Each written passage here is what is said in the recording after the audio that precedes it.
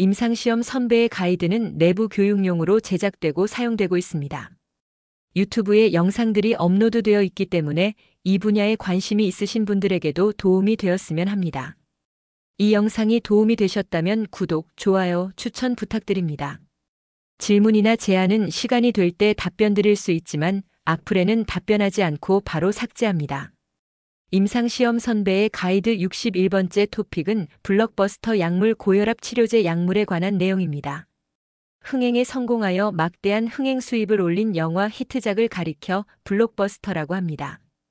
제약 바이오 업계에서도 매출 흥행이 성공한 제품을 일컫는 말로 블록버스터라는 용어를 사용하는데, 국내 제품의 경우 매출액 100억 이상일 때, 글로벌 제품의 경우 매출액 10억 달러 이상일 때 블록버스터라고 합니다. 고혈압약 블록버스터 중 몇 가지 대표적인 제품만 예를 들면 노바스크, 코자, 디오반, 미카르디스, 아프로벨 등과 같습니다. 고혈압 연구가 어떻게 시작되었는지 설명드리겠습니다. 니콜라이 코로투코프가 발명한 청진 혈압계를 이용하여 혈압을 측정할 수 있게 되면서 개인마다 혈압이 다르다는 것이 알려졌습니다. 그러나 혈압이 왜 높아지는지를 당시에는 몰랐기 때문에 이유를 알 수 없는 고혈압이라는 의미로 본태성 고혈압이라는 용어가 1911년 처음 사용되었습니다. 고혈압의 위험성이 알려진 것은 1945년 4월 프랭클린 루스벨트 미국 대통령이 대통령 임기 도중 고혈압으로 62세에 사망한 사건 때문이었습니다. 또한 제2차 세계대전 이후 심장질환, 뇌졸중 등이 미국인 사망 원인의 1, 2위를 차지하였습니다. 1948년 해리 트루먼 미국 대통령은 국가심장법안에 서명하면서 심혈관 질환 치료에 대한 연구가 본격적으로 시작되었습니다. 고혈압 치료에 대한 의약품이 없던 시기에 고혈압 치료를 위해서 식이요법을 시도한 바가 있었습니다. 1940년대에 미국 의사 월터 캠프너는 식이요법을 이용하여 고혈압을 조절하는 시도를 하였습니다. 1948년 나트륨 섭취를 하루 200mg으로 제한하기 위해 쌀, 과일 주스만으로 식단을 짜서 약 500명에게 제공하였고 그중 322명은 혈압이 떨어지고 신부전 발생도 줄어들었습니다. 이뇨제가 혈압을 낮추는 기전을 이해하기 위해서는 혈압 조절 역할에 관련된 신장의 기능을 이해하여야 합니다. 신장에서 혈액을 여과하는 기능을 수행하는 기본 단위는 네프론이라고 하며 신장 내에 100만 개가 넘습니다. 신장으로 혈액이 들어오면 사구체라 불리는 모세혈관에서 혈액이 여과됩니다. 단백질, 적혈구, 백혈구 등의 혈액 세포를 제외한 영양 성분과 노폐물이 들어있는 액체 성분이 보먼주머니로 나옵니다. 사구체에서 여과된 액체는 세뇨관이라는 매우 긴 관을 지나면 영양소, 염, 물이 모세혈관으로 다시 흡수됩니다. 반면 노폐물은 배출됩니다. 여과와 재흡수를 거치면서 농축된 물질은 집합관을 통해 신우를 거쳐 방광에서 소변으로 배출됩니다. 이뇨제는 신장에서 물질이 재흡수되는 과정을 억제하여 신장에서 여과되는 소변량을 늘리고 혈액 내 액체인 혈장의 부피를 줄여 혈압을 낮추는 약물입니다. 1950년대 최초의 티아자이드계 이뇨제 약물이 등장하였습니다. 근위세뇨관 세포에는 탄산무수화 효소가 있어 이산화탄소와 물로부터 중탄산염과 수소이온을 만듭니다. 수소이온은 세뇨관에 있는 소듐을 흡수시키며 근위세뇨관 내의 물은 삼투압 때문에 소듐 농도가 높은 쪽으로 다시 흡수됩니다. 설파니라미드와 아세타조라미드는 탄산무수화 효소를 억제하여서 소듐 재흡수에 필요한 수소이온의 생성을 막습니다. 티아자이드 계열 이뇨제는 원위세뇨관에서 소듐 염소 수송인자의 작용을 억제하여 소듐, 이온의 재흡수를 억제하여 이뇨 효과를 냅니다. 1891년 미국의 생화학자 존 아벨은 부신수질 유래 추출물에서 심장 박동수를 증가시키는 물질을 발견하여 에피네프린으로 명명하였습니다. 화학자 다카민의 조키지도 비슷한 시기에 같은 효과를 내는 물질을 발견하였고 아드레날린이라고 명명하였습니다. 이후 에피네프린과 아드레날린은 동일한 화학 구조를 가진 물질임이 밝혀졌습니다. 에피네프린 또는 아드레날린은 전신에 동시다발적으로 작용합니다. 심장박동수를 높이고 폐호흡을 빠르게 하며 간에서는 글리코겐을 분비하여 근육세포가 에너지원으로 사용할 수 있는 글루코스의 양을 증가시킵니다. 교감신경 수용체에는 알파와 베타 두 가지 수용체가 있습니다.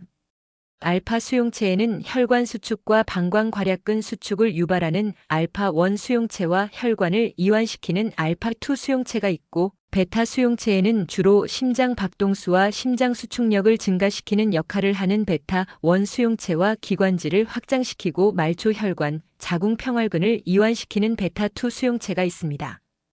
교감신경 수용체의 노르에피네프린, 에피네프린 등의 교감신경을 활성화시키는 신경전달 물질이 작용하면 심장은 심장 박동수와 심장 박출량을 증가시키고 혈관은 수축되어 혈압을 올리고, 기관지는 확장되어 몸이 위험한 상황에 대처할 수 있는 긴장 상태가 되도록 합니다.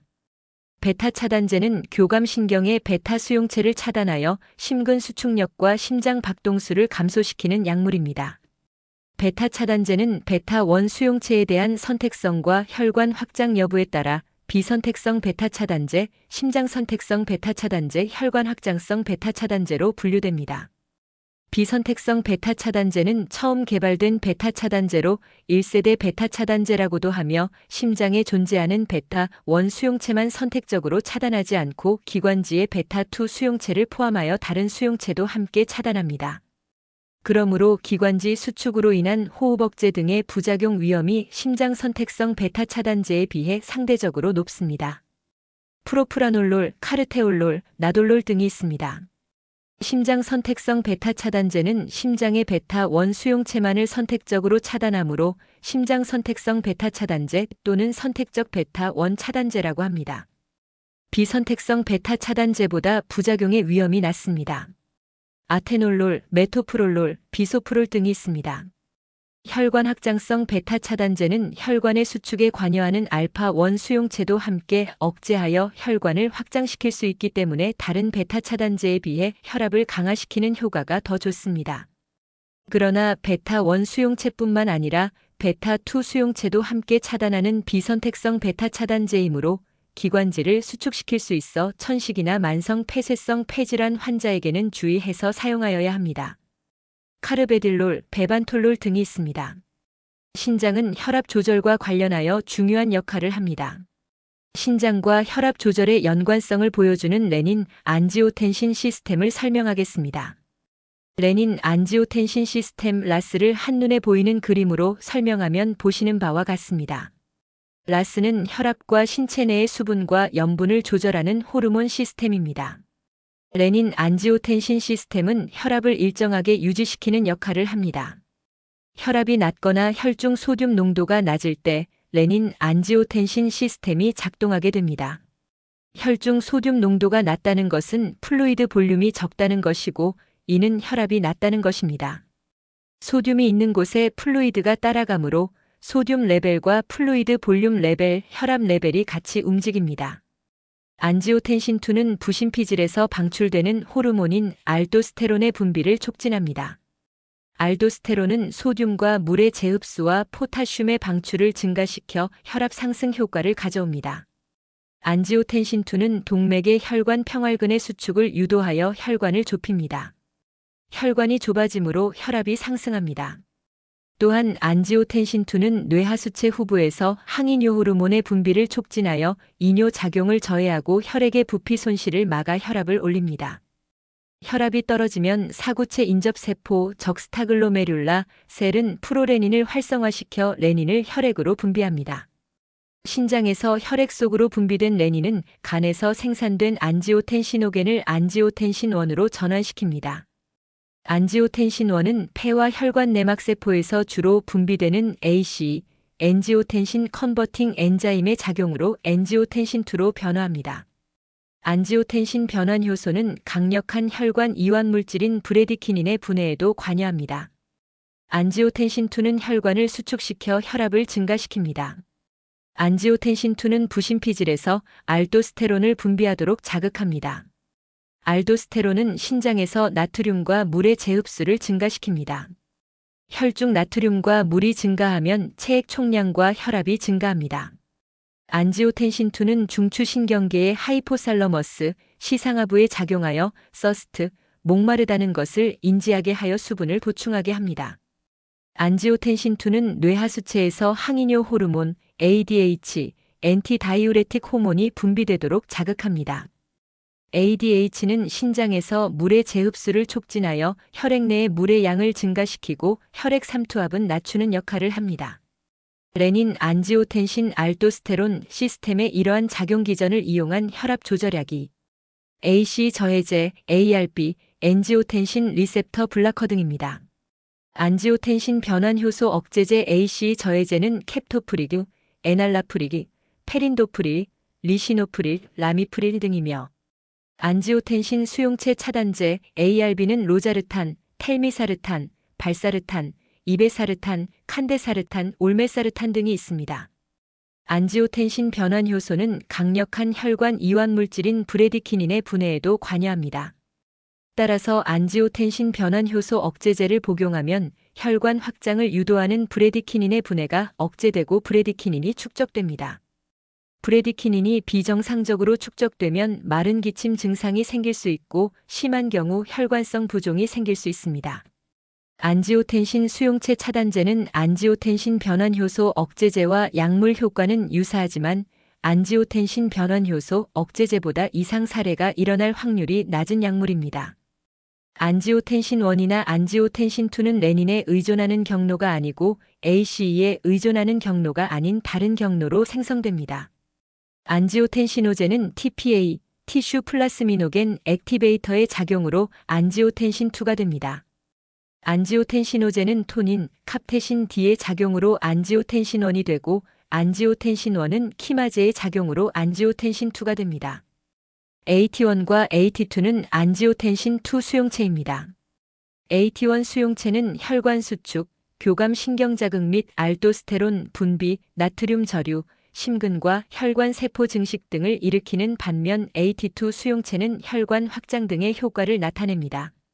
안지오텐신 2 수용체 차단제, 엔지오텐신 리셉터 블라커, ARB는 안지오텐신 2와 안지오텐신 2 AT1 수용체와의 결합을 차단하여 안지오텐신 2 AT1 수용체의 활성화를 억제합니다. 안지오텐신 2 수용체 차단제, 엔지오텐신 리셉터 블라커, ARB는 AT1 수용체 이니비터로 주로 고혈압 치료에 사용되며 당뇨병성 신장질환과 우렬성 신부전의 치료에도 사용되기도 합니다. 안지오텐신2가 결합하는 AT1 리셉터의 시그널링 패스웨이와 다른 리셉터의 시그널링 패스웨이가 상호작용하는 결과로 인플러메이션, 옥시더티브 스트레스, 엔도실리얼 디스펑션, 티슈 리모델링, 트롬보시스, 프로리프레이션 파이브로시스, 오토 스티뮬레이션 등의 발생이 설명되기도 합니다. 칼슘은 심근 및 평활근의 수축을 유도하는데 평활근은 혈관의 혈압 조절과 직접적으로 관련되어 있습니다. 칼슘 채널 차단제는 세포 내에 칼슘을 들여보내는데 관여하는 칼슘 채널에 결합하여 칼슘 유입을 차단하고 혈관 수축을 억제하여 혈압 강화 효과를 보입니다. 칼슘 채널 차단제는 베라파밀, 딜티아젬, 암로디핀, 펠로디핀, 니카르디핀 등이 있습니다. 니페디핀, 암로디핀 등 디아이드로피리딘 계열 칼슘 채널 차단제, 칼슘이 들어오는 통로가 아닌 칼슘 채널을 구성하는 알파-1 서브유닛 사이에 결합하여 채널을 구성하는 단백질들의 상호작용을 변경하는데 칼슘 통로에서 칼슘 이온과 결합하는 부분인 칼슘 선택성 필터의 위치를 변형하여 칼슘 유입을 억제합니다. 베라파밀 등의 넌디하이드로피리딘 계열 칼슘 채널 차단제는 칼슘 채널에 직접 결합하여 칼슘 유입을 막습니다. 임상시험 선배의 가이드 동영상 설명은 여기까지입니다. 감사합니다.